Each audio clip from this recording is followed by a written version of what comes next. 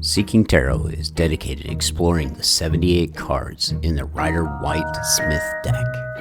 You and I will uncover the story we all share by searching through the unknown, the mystery, the obscure. I welcome you, my fellow seeker, to the exotic lands. Maybe in our search we can find that uncommon magic elixir. Grab your compass and let's get started.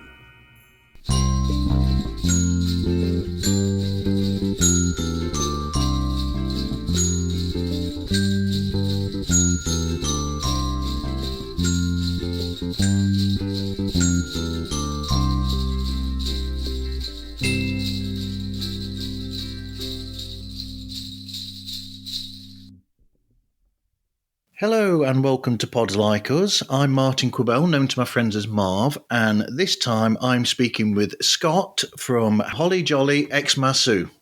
Thank you for speaking with me today, Scott. Thanks for having me on. Thank you very much. So,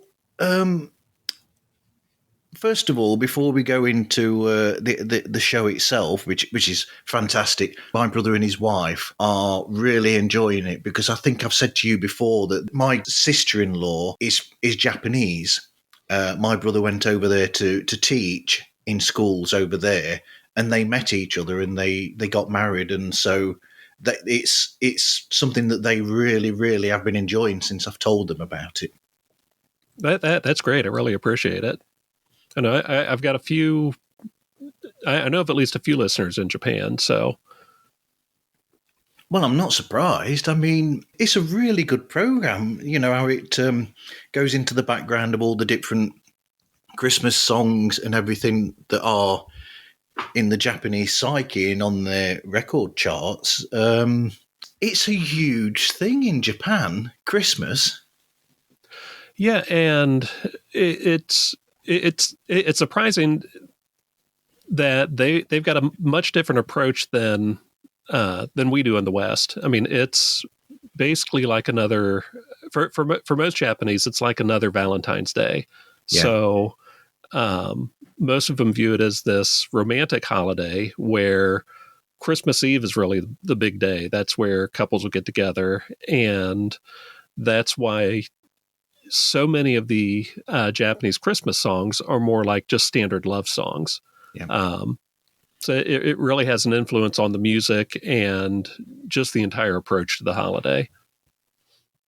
Yeah, I like that bit about it. You know, I mean, Christmas, even for people in the West who aren't religious, it's sort of that. It's a romanticized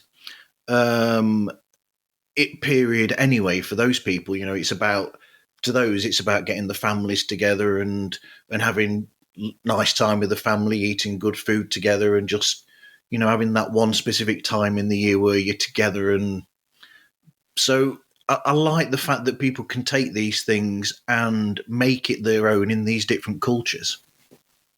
Yeah, and that's one of the things I've really enjoyed researching all this stuff, is just seeing how it's evolved over the years, just specific to Japan. So lest I forget this first one on my notes. Have you actually got a favourite Christmas memory or one that really jumps out to you?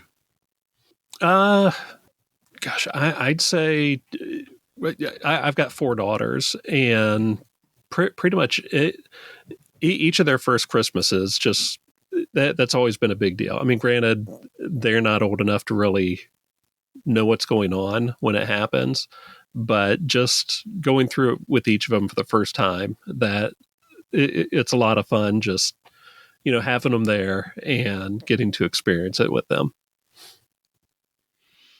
Yeah, you know, I'm going to go on a tangent here, and I'm going to ask. So you've got 4 daughters, yeah. So, are there any really good moments when you've seen those daughters having the first Christmas for one of the other daughters? Is there a sort of like a joy there where you've got a youngest daughter that's having her first Christmas, and then there's like a reaction from the older daughters? I'd say with our youngest, she was 9 months old or so for her first Christmas, and her older sisters were really able to get into it with her.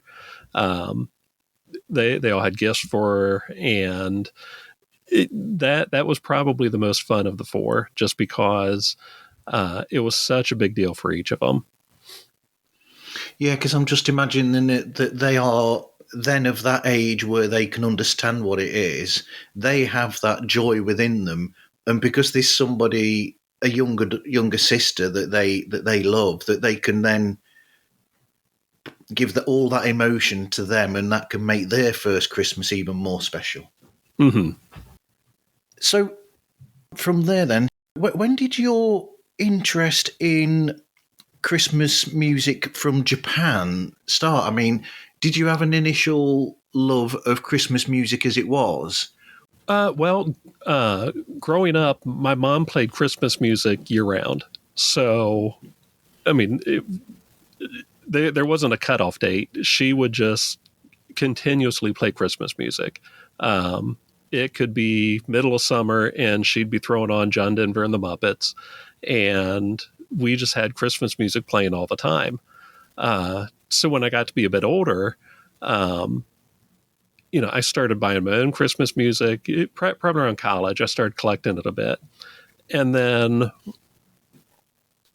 maybe around 2000 or so, when file sharing first got to be really big online, that's when I went from having, several dozen albums to suddenly having downloads of hundreds of albums. And, I started connecting with other connectors online, or collectors online, and really started getting more into the history of it, and started paying a lot more attention to some of the rare stuff, and having more of a collector's mindset, I guess you'd say.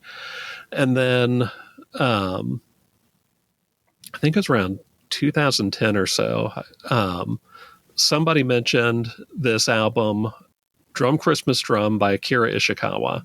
Yeah. And they made a big deal about just what a fantastic album it was. I was able to find, at first, just clips of a couple songs, and they sounded fantastic. And it suddenly became like a holy grail to me that I had to find this album. So over the course of about 8 years, occasionally I'd find a download of an entire song, but I never could get the whole album. As I searched for it more and more, though, I started finding out about a lot of other Japanese musicians who had put out just phenomenal Christmas albums.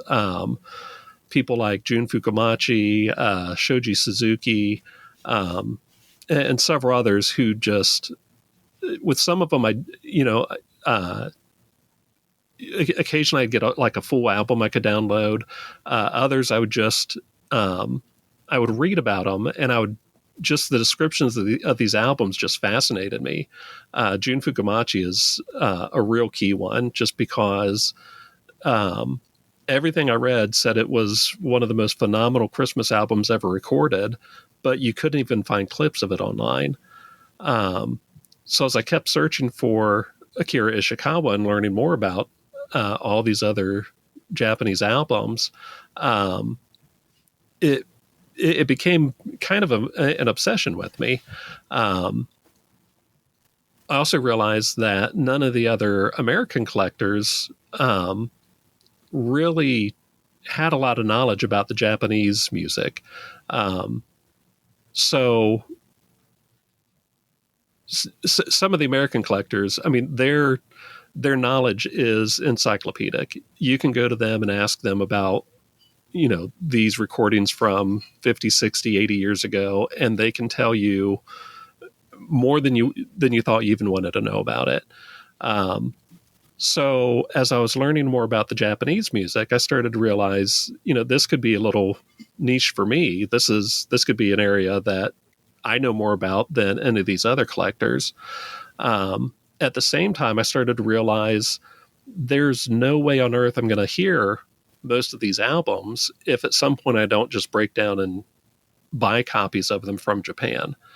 So back in 2019, I hadn't bought a record in years. We did have a record album that was basically just sitting in the basement collecting dust.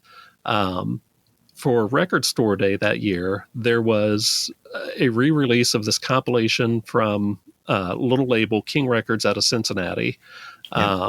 Sounded really cool. I wanted to get it, so I pick it up, break out the record player, and just thought it was cool being able to spin records again. I had a little money left over at the end of the Christmas season. I was like, why not go ahead and finally order a few records from Japan. Couldn't find Akira Ishikawa, but I did get Jackie Yoshikawa and the Blue Comets, Takeshi Teruuchi's Bunny's Christmas Party, Christmas Time in Blue by Motoharu Sano, and this album that I had no clue what it was. It just said Christmas on the cover, and I thought it might be pretty good. Turns out it was a compilation put out in 1976 from 4Life Records. It's like one of the top Japanese compilations ever released. So while I'm getting these albums, a friend of mine finally sends me a copy of Akira Ishikawa. So I finally got to hear the whole album. I've got these other new albums that I'm really just enjoying the heck out of. And that's when COVID hits. So I find myself with tons of free time. I've had insomnia for years, and it really came back with a vengeance when the lockdown started. So, with all this knowledge I'd already collected, with these albums I've got, and with all this free time, I decide, why not go ahead and do a podcast and start sharing some of these albums. And at the same time, it gave me an excuse to keep collecting. So that's essentially how I got from, listening to John Denver with my mom when I was a kid to doing the podcast. Wow, you've done a few of the points there already. Hi, this is David from This Goose is Cooked, and we would like to wish all the listeners of Pods Like Us a very Merry Christmas. And if you're having trouble writing your Christmas cards, remember, a picture is worth 1,000 words. So, Holly Jolly Xmasu is Scott is talking about music that is Christmas based from Japan, and as we've already mentioned, it's very different in Japan. So there's a lot of love songs that are based at that sort of time, and it is more about that sort of feeling than about the way that everybody else sees it in the world. So what sort of research do you actually do leading up to the episodes? The research it can be very difficult because especially with the older albums, there's a lot of the albums I get where you can't find really any mention of them online. You can't find them streaming, and with a lot of the stuff in my collection, these are not really. Even if they were big artists at the time, they're not well known now. So trying to find information about them, especially enough to be able to talk about them for 20 to 40 minutes, can be really difficult. On top of the fact, I don't speak or read Japanese, so everything I have to do is filtered through Google. So I'll do what I can to find some background information on the artists. A lot of times that's via Wikipedia. Other times I'm able to find information on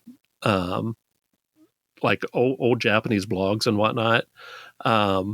With some of the artists, I really can't find anything about them. There's a handful where the only information I have is maybe what's listed in Discogs and what I'm able to translate from the liner notes on the back of the album. So it's a lot of detective work trying to get good information for some of the more obscure artists.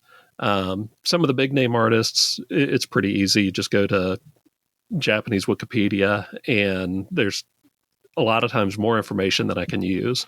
But with some of the really cool older, like the older jazz albums and whatnot, it gets a little more difficult. Well, I'm incredibly impressed then, because the episodes are always full of so much information, and well, the ones that I've heard so far have got so much in them. So your research is really good. They're very thorough. Well, thank you. Yeah, well, and I do the best I can. When I first started, I didn't know if I was going to stop after a couple episodes. So I didn't put as much into it. But once I got a little more serious about it, that's when I really started doing my best to get just the absolute most thorough and best information I could. Not just because, I want to give the best information I can to my listeners, but with some of these musicians, they may have been some of the biggest recording stars in Japan and when they were popular in the 50s, 60s, or whatever. But a lot of them are largely forgotten now. So if I'm able to at least put something out there where people can learn about these bands or musicians and just have a better awareness of them, then, I feel pretty good about that. It really validates what I'm doing. Well, personally, I would really like it if there was a possibility of getting some more excitement for these artists and for this music, and for it to actually be out there, because I'm one of those people who's listened to your show and then I've gone online to have a look so that I can actually get some of these songs onto my streaming service, and they're not there. Like you said, they're very difficult to get hold of. Yeah, and part of that is the whole culture in Japan. They really haven't embraced streaming. It's changing, but they still are very into physical media. Records are still a huge deal. CDs are still a huge deal. So you still have some of the biggest artists, like Tatsuro Yamashita. He gave an interview recently where he said he will never approve of his albums being put on Spotify or services like that. So there are older recordings that are making their way onto streaming, but it's a really slow process. And even the ones that are, a lot of them are exclusive to Japan. So I've gotten records where the copy I'm able to get from my vinyl isn't quite as good as I'd like. And I've found some of them on Japanese streaming services, but I just have no way to, get that really clear copy that if I was in Japan, I'd be able to get a better copy of the song. And that is one thing I'll point out is when I first started the podcast, there were a few songs I included that I'd managed to get downloads of in various places, but anything you hear now on my podcast, if you're listening to it on my podcast, I have an actual physical copy of it in my collection. So there's nothing I cover that I don't actually physically own. That's good. You've gone to another question there that's much later about the music and how you treat the music in your show and how you get that music onto there as well. And you're very careful as to how much of the song that you'll play as well. Yeah. And when I first started, I was doing just small clips of the songs. As I went on, I started including more and more, especially when it comes to some of these older recordings. I mean, you're really not going to find. You're not going to find them anywhere. So I do talk over the songs. I do make sure that I don't have a high quality. I don't put it out in high quality, and I don't have complete versions of the song. So nobody's going to be able to, come to my podcast and get, a CD quality copy of an album, which that's kind of a big deal to me. Just I don't want to be accused of putting music out there just for people to take. I do want people to hear it, but I also want to make sure that I'm providing like an educational aspect of the podcast as well. But it does, because you're not just talking about the songs, you're talking about the history of the artists themselves and where they come from. Right. Yeah, and that's been one of the really fascinating parts about it, is just learning so much about these different musicians who, a lot of them, before I start looking into them, I haven't even heard of before. And it's been kind of neat with some of them, just seeing how interconnected a lot of the musicians are. So there have been some, like some backing bands and whatnot, who I'll find that they played on a particular album. And then as I get more and more of these records and look into them more, they keep popping up on different albums.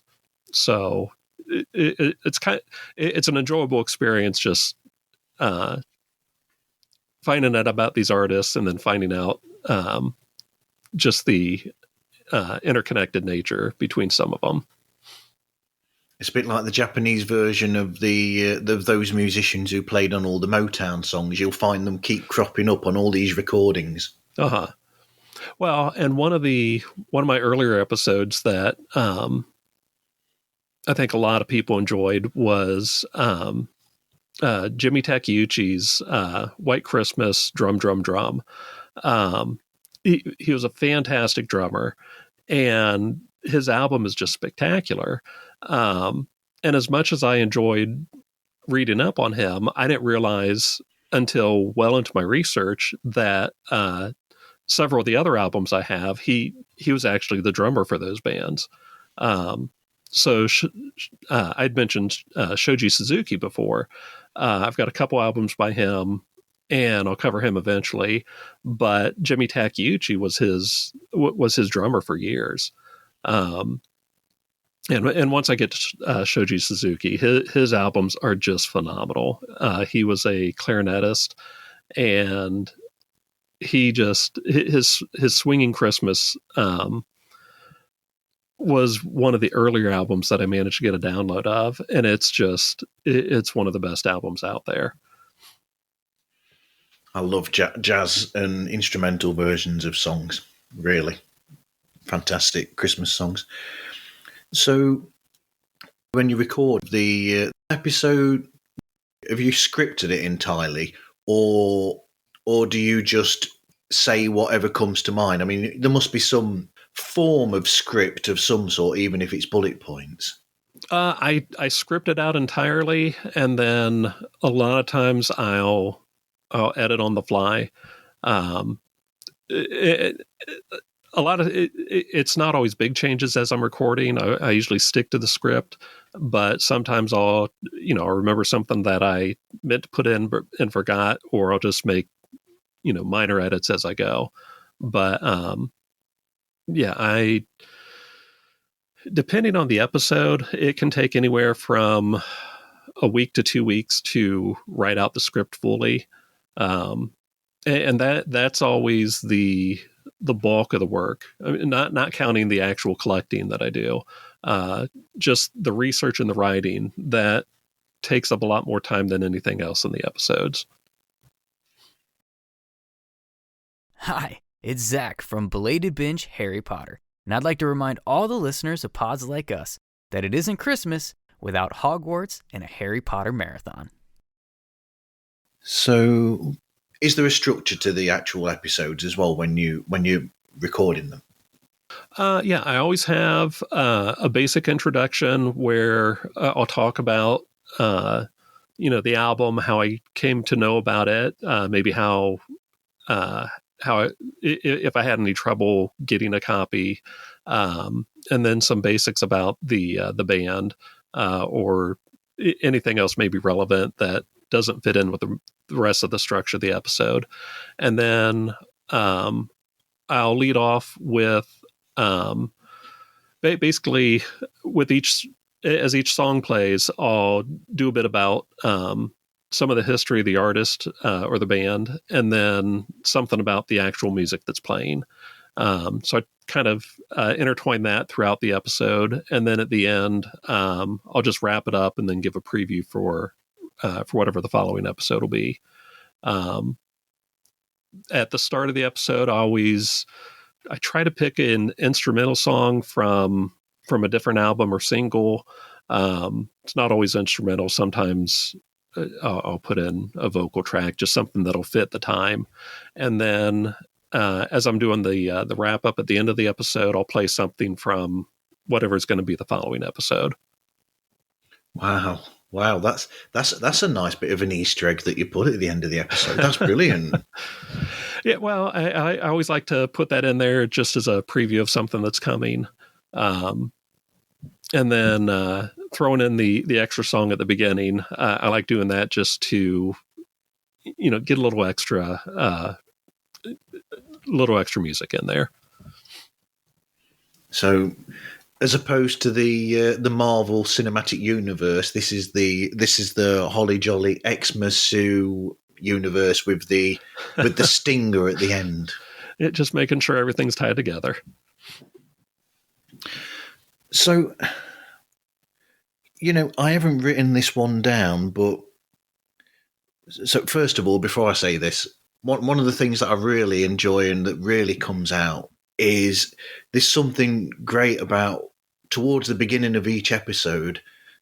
Occasionally, you'll give a story of your own personal journey into discovering the actual record as well, which is really fascinating. How the journey to you actually owning the copy or searching for the copy, and occasionally it's a long and drawn out journey as well, and you give the whole story of how you eventually got your hands on this music as well.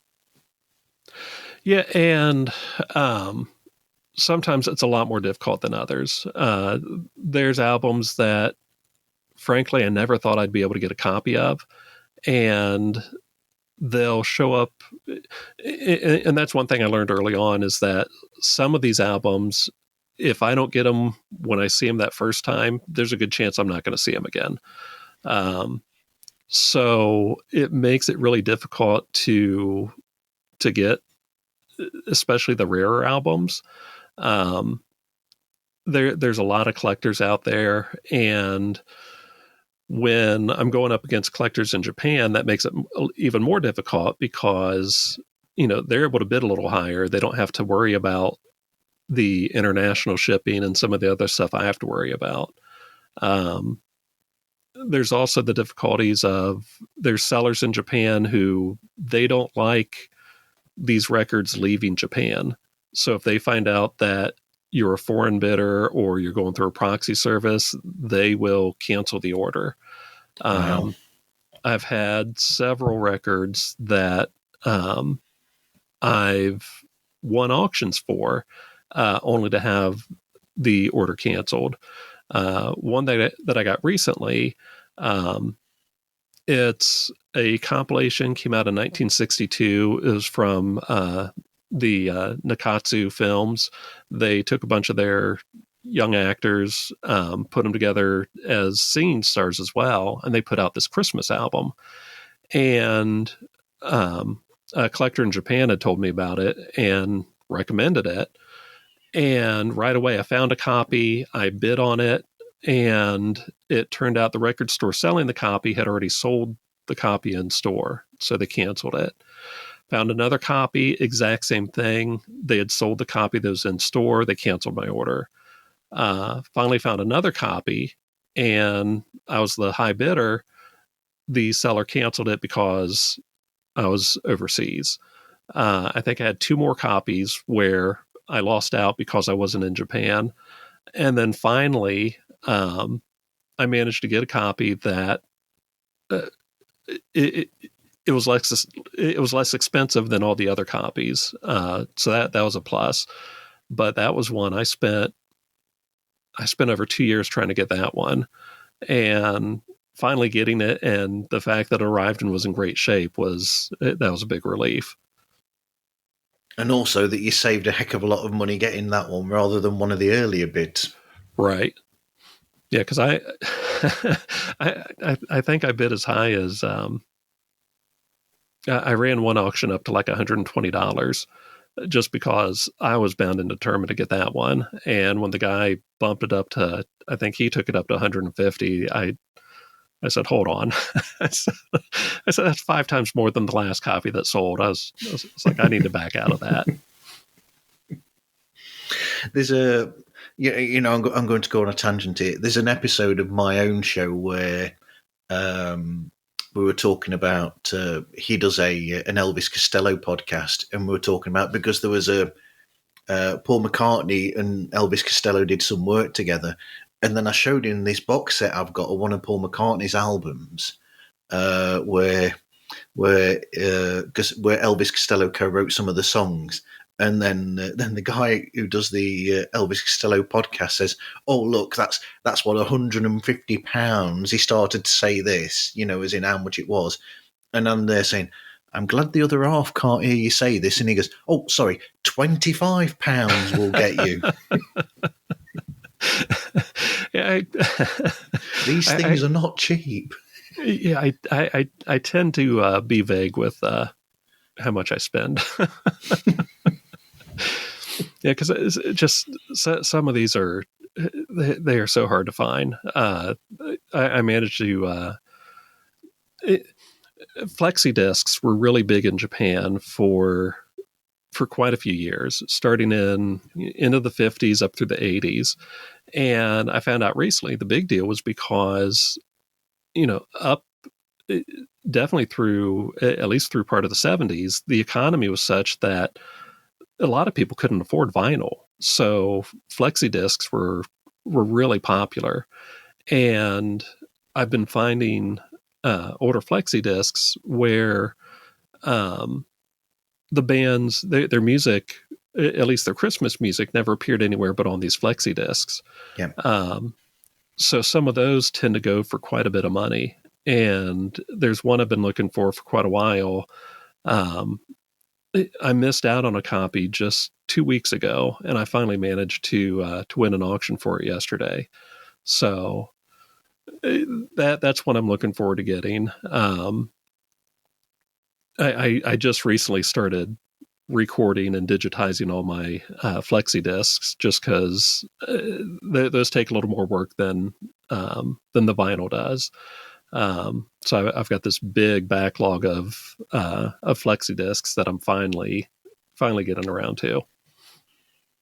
They're not the easiest thing to take care of either, because I remember when I was younger, we used to get flexi disc in the UK that you got with magazines and also with the music press, such as we have, the Melody Maker and the New Musical Express in the UK, and all these teenage magazines about music, and they always used to come with a free flexi disc of songs. So they're very difficult to look after because it's very thin plastic. Uh-huh. So the quality of the recording on there isn't normally that great, or the sound. But yeah, it's a strange thing when you compare one of those and you look at an actual piece of vinyl record and compare the look of the two, and you always have to put a flexi disc on top of an already existing record for it to actually play, or as well. Well, and then put in the coins on top of them also to keep them from spinning. Or I mean, if you don't do that, the disc will keep spinning, but yeah, the needle and the disc will get out of sync. And it's like a bird trying to take flight because it will suddenly rise up. Well, and the bad thing about having 4 daughters is that if I don't put the coins away afterwards, I come back to record more and the coins are gone. So I don't know where they would have gone. Yeah, nobody in the house knows. So. Dear me. Hi, this is Kevin Young and Dan Horgan from Torture, and we would like to wish all the listeners of Pods Like Us a very Merry Christmas. So anyway, where I was going to go to that I almost mentioned earlier on was, so are there any favourite recordings that you've got? Have you got like 3 favourite finds that really stand out?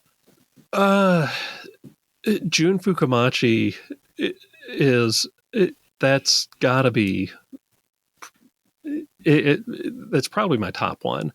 I had read I read about it on a couple blogs that it just sounded like a neat album, and I spent a few months trying to find it. The one collector that I'd been talking to in Japan, he basically told me,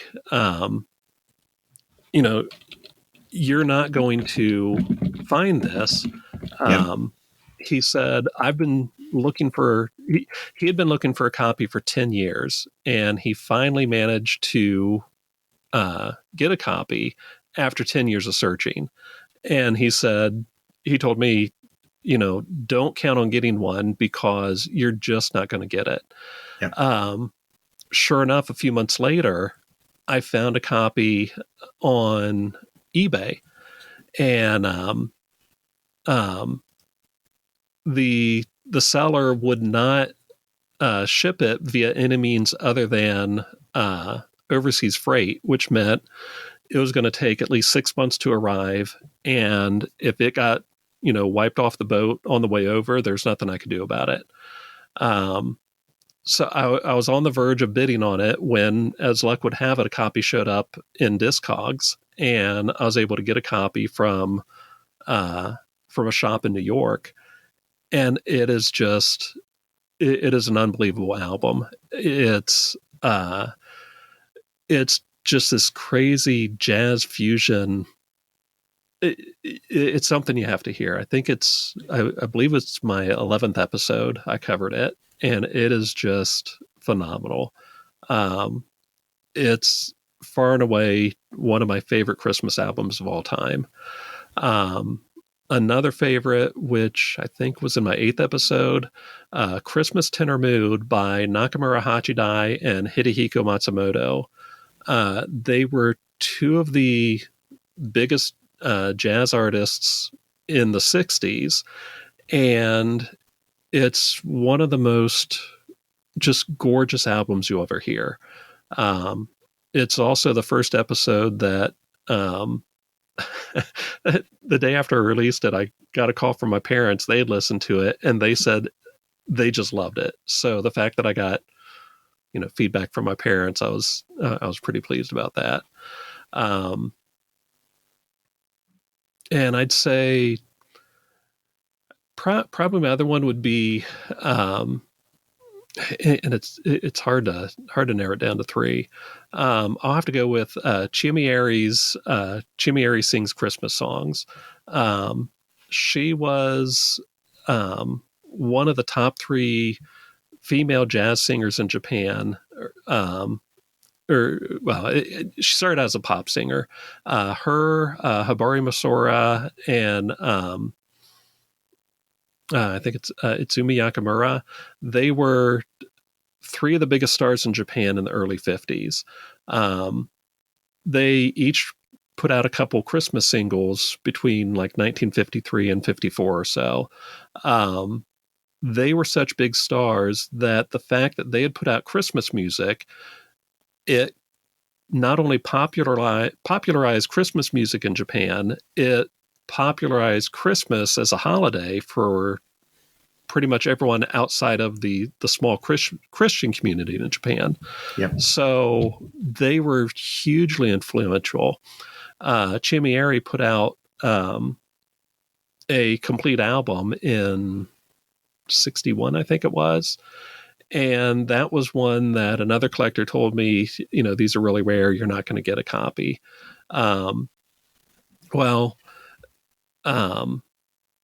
I found a copy, and when I first started doing this, I hadn't learned a lot about, the best ways to order albums from Japan. I found a proxy company that they're the biggest proxy company, but they're also the absolute most expensive.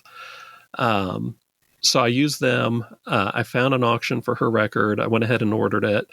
At the time, it was far and away the most I'd spent on an album, and I naively thought at the time it was going to be the most I'd ever spent on an album.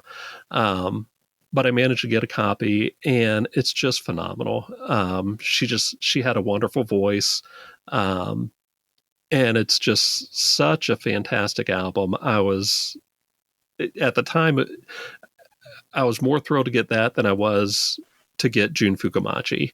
So, those would have to be, I'd have to say those are my top three. Should I have made it 5 and made it easier for you? There's a couple others. Actually, I will mention these. Before I bought any albums, as I was still, researching and just trying to get that Akira Ishikawa album, there was a blogger in Indonesia who he was posting Christmas albums each year. Basically, what he does, he goes through the Indonesian record markets, picks up records he can find, cleans them up a bit, records them, and posts them on his blog. And then usually around Christmas time, he'll put Christmas albums up. And he put up a few Japanese albums. One was Swingin' Christmas by Shoji Suzuki, and then Latin Christmas by Yasunori Nakamura, and Latin Christmas by Charlie Ishiguro. And they are just phenomenal albums. They're just fantastic jazz albums. And when I finally started buying these vinyl records, one of my goals was to get a copy of each of those. So I finally got a copy of Shoji Suzuki. It wasn't in the best shape. As luck would have it, a couple months later, I was able to get another copy. Few more months went by, never could find Yasunori Nakajima. And I finally found a copy that it was just the record, no sleeve, but I was like, I've been looking for this forever. I'll go ahead and get it. I won the auction, and the day after I won the auction, a complete copy with the sleeve showed up. So I ended up with 2 copies of that pretty early on. I finally found a copy of Charlie Ishiguro, ordered that. It was really beat up, but, I was thrilled to finally have a copy. As luck would have it, last week another copy showed up, and I won the auction this morning. So, so these 3 albums that were really influential as far as my collecting and the whole journey of my, obsession with Japanese Christmas music went. I not only have I managed to get them, but as soon as I get my next order, I'm going to have 2 copies of each of them. So I'm hoping that this copy of Charlie Ishiguro that I get in a few weeks is going to be in much better shape than the one I got previously. Because that was one of my big goals when I started buying the records, is the copies the guy in Indonesia had.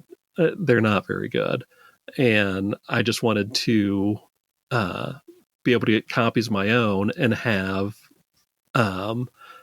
just cleaner, more complete recordings than what he posted on his blog. Yeah, but I mean, something that I love about it is, I have this thing where as I get closer to Christmas, I've got these songs on, that everybody knows, and I will always be looking for something that's different, something that I've not heard before. And certainly with these, if you've not paid any attention to Japanese music or music from Japan that is pop music based or jazz based or contemporary music based rather than classical Japanese music, it's fascinating. I love the fact that these are all new songs, but you've also got a thing like on the most recent episode I listened to, which was the one where you were talking about the Blue Comet album. There's something about that I love as well, which is they're not afraid with the standard Christmas songs to throw little bits of other Christmas songs like musical motifs into there in the background. So you'll have, did they have a little, was it Jingle Bells they did, and they had a bit of another song actually in there as a musical motif? Yeah, a lot of the, especially the, some of the better instrumental albums from the 60s, they tended to do that a lot. Yeah. And off the top of my head, I can't remember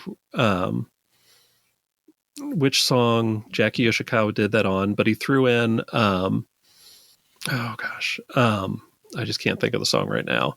Yeah. But he was throwing in these little homages to other popular Christmas songs of the time into the music he was doing, and it's a lot of fun. I mean, you'll hear a lot of people who they'll throw in like some bars of Jingle Bells or something like that, but some of these other albums, they're throwing in stuff that you don't expect. So it's a lot of fun discovering stuff like that, just because you're not expecting it, and the fact that it's so creative and unexpected. I really enjoy stumbling across stuff like that. Yeah, I mean that when you mention that on that, and you mention it on one or two previous episodes as well about them doing that, it reminded me of one of my favourite bits about the song River by Joni Mitchell, because she does that on that song. You've got the whole song there, which is a perfect pop song, and then at the end, she actually puts in Jingle Bells at the end on the piano, just a couple of bars of that at the end musically.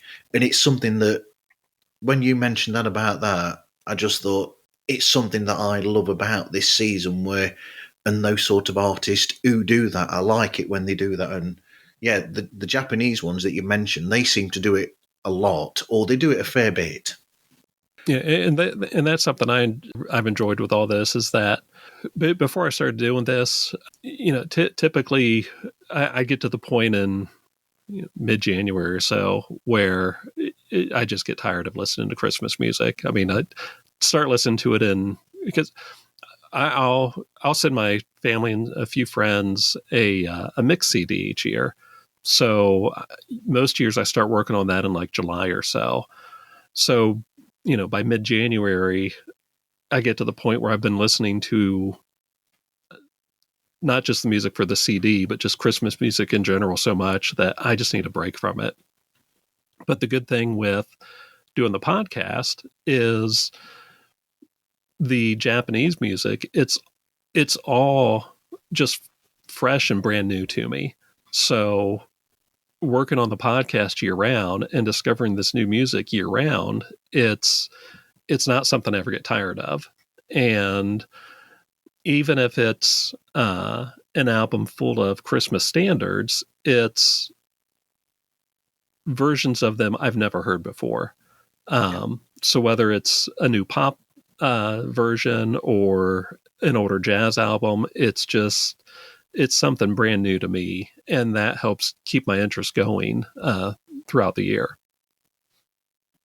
Yeah, because they're not scared to also take these, what we would call standards in the West, the songs that we're used to by, the Bing Crosbys and the Frank Sinatras and all these people. They're not afraid to actually just take the bare bones of the melody and the chords, so to speak, and then rearrange them in a completely different style and look at them. It's like the turning it around and looking at it from a different angle. Yeah, well, and one of the best albums as far as that goes is Magic by Ohashi Trio, which I covered that a few months ago. And Ohashi Trio, it's actually just one guy. And his album, it's just one of the most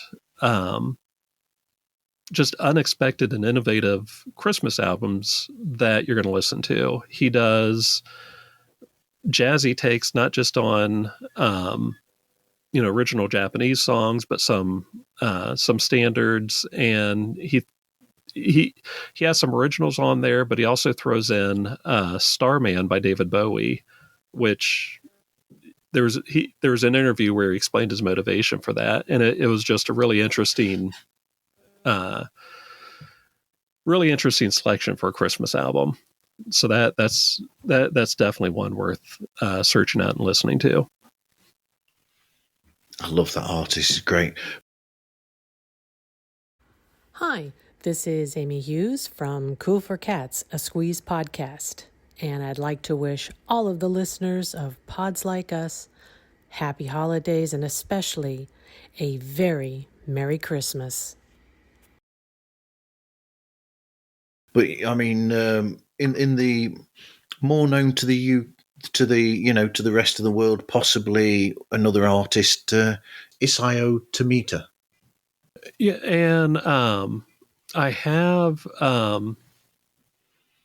a couple of Tomita's albums. I haven't covered them yet, but I picked them up at a local record store. Oh my gosh, and I can't even think of the names right now. I'm particularly fond of The Snowflakes Are Dancing. That's lovely.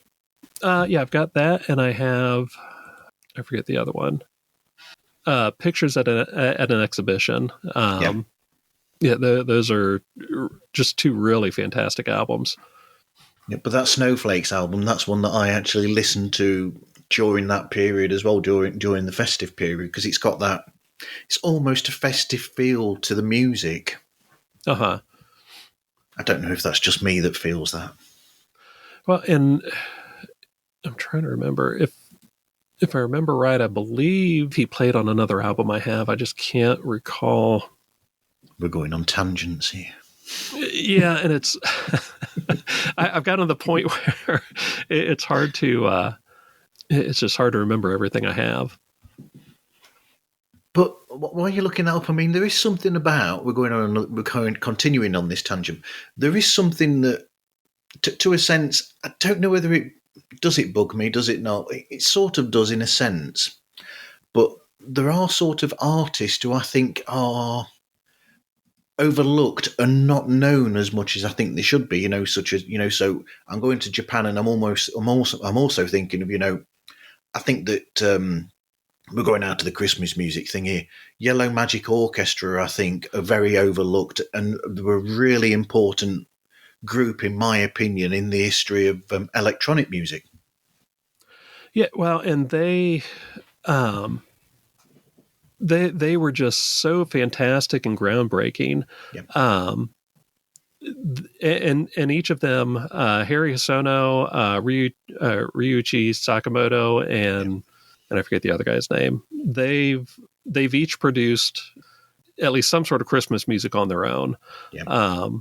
So I've brought up Harry Hosono several times throughout the podcast. Sakamoto, you've got the soundtrack for Merry Christmas, Mr. Lawrence, haven't you? Yeah, and I was intending on covering that this month. I just wasn't able to get a copy of the vinyl in time. So that's something I'll put off till next year sometime. But Merry Christmas, Mr. Lawrence, that is, when I've talked to people in Japan about, what are the most popular Christmas songs over there, they tend not to even mention that because it's so ubiquitous throughout the Christmas season. And the ones I've talked to just assume that that's how it is ever on the planet. They think that everybody walks into the mall around Christmas time and they hear Sakamoto. Yeah. So the fact that you don't hear that everywhere, they're kind of surprised when you tell them that. So yeah, that's one I definitely plan on getting to at some point, though. Yeah, I love his music. So so what about your own show music and the logo that you've got for the show? The logo I came up with on my own. The intro at the start, it's a mix of couple clips of various things that I just pulled from a few other sources. And the main, I guess the main theme at the very intro is taken from Jimmy Takeuchi's White Christmas Drum Drum Drum. His Jingle Bells, it's just one of the coolest versions of Jingle Bells you're ever going to hear. So, yeah, I've got that and a few other things mixed into my intro. I'm looking forward to somebody eventually making the 12 Days of Christmas cool, because I get bored with that song. I was just a couple weeks ago, I was asking one of the collectors over there about 12 Days of Christmas, and there are a few Japanese versions of it, but the only ones he could find and that I've been able to look up are from children's albums. So, yeah, so far I've not found anything outside of just children's versions of it. But I keep looking, hoping to find something a little more interesting along those lines. So, outside of the show, then, what would you say are essentials to you for Christmas? I'd say for me, well, we've got several traditions that we follow. Usually, a big one has always been the day after Thanksgiving. We always go out, we get our tree, we put it up. Didn't quite happen the way we were hoping to this year. I had to work Thanksgiving week this year, and due to a lack of sleep and a lot of other stuff going on, that Friday morning, I was just exhausted. I told my wife, we're going to have to put that off a day or two. So the plan was to go out this past Sunday and pick up the Christmas tree. And I get done with my shift, and I told her I was not feeling well. And I said, we're going to have to put it off. Well, as luck would have it, it turned out to be COVID.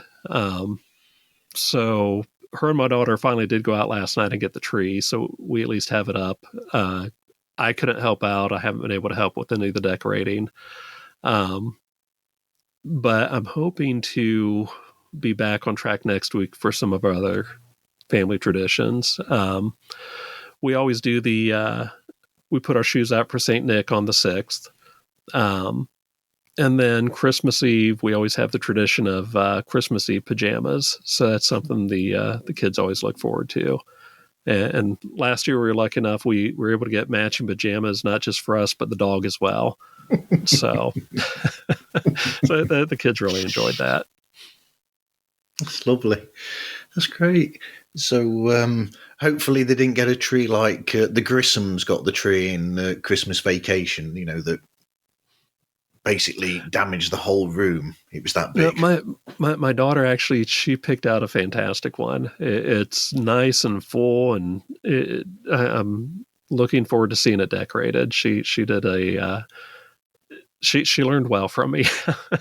she picked out a good one. So it is an interesting one, actually. So when you're looking for records online and looking on these sites and on auctions, are there any actual pointers or things that you've learnt that are important to learn if you are a collector and you're looking for that specific something? The big thing for me has been persistence. I spend a ridiculous amount of time searching for these things. I've got a routine where every morning I've got a handful of sites that I hit. for the one auction site, I literally have about 100 or so tabs open that I just go through every morning, just trying to see if any of the albums that I'm, because I've got a wish list of albums that at this point has shrunk to just a few dozen left. So I'm always on the lookout for those, and then anything new or unusual that catches my eye. And the big thing is just being persistent, because there, a couple years ago, there were a few days where I was like, well, I don't need to look today. And as luck would have it, there were a couple albums that showed up that I was really looking for that I managed to miss by not even a day or two. There was one that it had been, top of my list for a while, that I went downstairs after not checking for a couple of days, and I missed out on a copy by like 3 hours. So I stick to my routines. I'm just really persistent about it. And if it's something that I know is rare, I tend not to let it, go. I try to get it when it shows up, as opposed to, some of these sellers, if the auction ends, they'll relist it at a lower price. And I don't always count on that, because with the rare ones, if I wait, it's probably not going to be there. Yep. I always say that in any way, even when you go to a normal shop, if there's something that you really, really want and you find it, it's probably the best to get it there and then, because very often you'll actually go and it won't be there the next time or later. Uh-huh. Yeah, and when you're talking about a 60 or 70-year-old Japanese album, if you wait and it's not there the next day, it could be another 2 to 3 years before you see it again. Oh, tell me about it. I've got a box down there full of old, really old jazz albums down there. It's a crate just like the crate that you've got your albums in there. Very similar, and it's just full of all these classic jazz albums. So, yeah, you have to get them when you can. Oh, yeah. Hi, it's Stephen. Hi, I'm John Mackay. Hi, it's Stephen. Hi, it's Paul. And we are from Trimming the Musical Fat podcast, and we want to wish Marv and all the Pods Like Us listeners a Merry Christmas and a Happy New Year. So, where did the name Holly Jolly Xmas come from? I really struggled coming up with a name. I was trying to come up with something that said Christmas, but also was let people know it was Japanese. I found a really obscure reference to a use of Xmasu, so it's a legitimate use of the word. But for the most part, in Japan, they just they'll say Christmas or Christmasu. They'll write it out as Xmas. It's just that for a Western audience, it makes it stand out from Holly Jolly Xmas, and it makes it kind of look Japanese.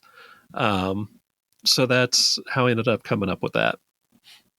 It's really clever because, like you said, it says it jumps out to you. So you'll see the title, and it's almost like a double take, where you'll see it and then you'll be like, "Oh, what's that again?" It's like you swipe again to it, because it really does stand out from everything else and pulls you in. Yeah, well, and I almost went with just Holly Jolly Xmas, but you do a Google search on that and you get millions of results, and you're just going to be buried in hits on that one. So, it's I don't know if I'd come up with something different now, but at the time I was coming up with the title, I liked how it sounded, and it's what I settled on. Okay. So, what advice would you give to anybody if they were starting their own podcast? The best advice I got was from Brian Earl, who does the Christmas Past podcast. He said, even if it's awful, record that first episode and then do the second one. He said, because if you don't do that first one, you're never going to do the second one. And if you keep putting it off, waiting for it to be perfect, then you're never going to get to it. So I took his advice, and I recently re-listened. I listened to my first episode again recently, and it was terrible. But at least I did it. I got it out there, and I committed to a schedule, and I kept going. And here it is, over 2.5 years later, and I'm working on my, I think 67th episode. And I haven't stopped. So just, if you feel like doing it and you think it's something you want to do, just get that first one done, because until that happens, you're not going to do it. And before we skip over the mention there of Brian Earl, a more perfect Christmas podcast you will never find than Brian's podcast. Christmas Past is incredible. Yeah, he was a huge inspiration to me. And that's what made me even consider this was,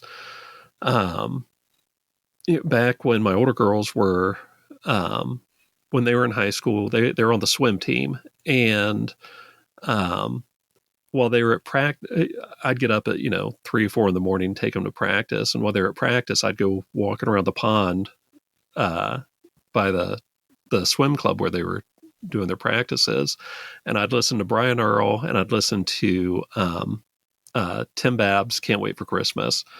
Yeah. So that's what really got me hooked on Christmas podcasts. So the two of them, they were my first big inspirations. Absolutely. So what other podcasts do you listen to? Let's see.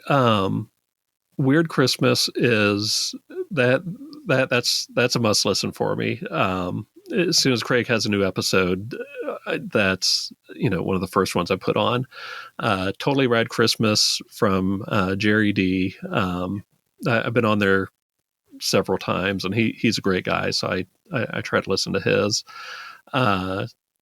Sounds of Christmas, that's another good one. Holidays After Dark, which is a newer one. She puts out a really fun podcast. And then I'm trying to think, I don't have a lot of time to listen anymore. No. I do listen to, oh my gosh. And I'm so out of it from the COVID right now. I'm having a hard time remembering. Those are the main ones that I listen to, though. Yeah. So where can people find you and get hold of you? Most of the big podcast outlets you can find me on. Otherwise, just do a search on Holly Jolly Xmasu. I'm hosted on Libsyn. I haven't gotten my own domain yet, so that's one of those projects I just keep on putting off. Otherwise, you can find me on Facebook, Instagram, and Twitter. You can email me at hollyjollyxmasu@gmail.com. Through most of the year, I try to do 2 episodes per month. November and December, I try to bump that up to 3 to 5 episodes. So as long as I can get past this COVID in a couple days, I should be able to get back on track and get my weekly December episodes out. I've got a few really good ones coming up. First couple I'm just trying to get through quickly to get a couple episodes out there. But then later in the month, I've got a couple of 80s compilations that I'll be covering. The first one is Mint Sound's Christmas album. It's a compilation album of like indie and alternative artists from the 80s. It's just one of my favorite 80s albums. And then another one, it's a little small label city pop record that it's virtually unknown. I'll be covering that for Christmas Day. That's one that people really need to tune in for, because you literally can't find any of the songs on that album anywhere. So it's if you want to hear something that you can't hear anywhere else, that's one you want to listen into. Anyway, thank you for speaking with me today, Scott. Thanks for having me on. I really enjoyed it. Thank you very much. You can find Pods Like Us on Facebook, Twitter, Instagram, and TikTok. And you can contact us through podslikeus@gmail.com. Anyway, thank you everyone for listening, and hope you listen again to another episode of Pods Like Us.